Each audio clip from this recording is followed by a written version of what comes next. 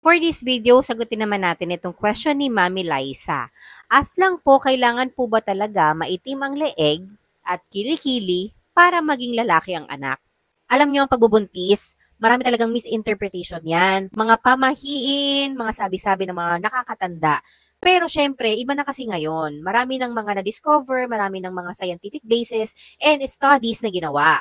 Hindi porket iitim ang kilikili at ang leeg ay kailangan maging lalaki ang anak. Mali po yan, mami, kasi ang totoo po, in medical field, kaya po umiitim ang leeg at kilikili, singit, batok, or ibang parte ng katawan ng isang buntis is dahil po sa hormones. Because of the pregnancy hormones na tumataas kapag ikaw ay nabuntis. Wala po yung relation sa magiging gender ni baby. Kung sa pregnant mom, kapag baby boy or baby girl man yung baby nila, is possible talagang mangitim ang part of their body. For example nga, yan, leeg, kilikili, dahil yan sa hormones and hindi dahil sa gender. Pero mangyayari po talaga yung pangingitim ng mga leeg, kilikili, ganyan, sa unang trimester pa lang ng pagbubuntis or minsan naman sa late trimester na. Pero ako ngayon, nasa second trimester po ako ngayon.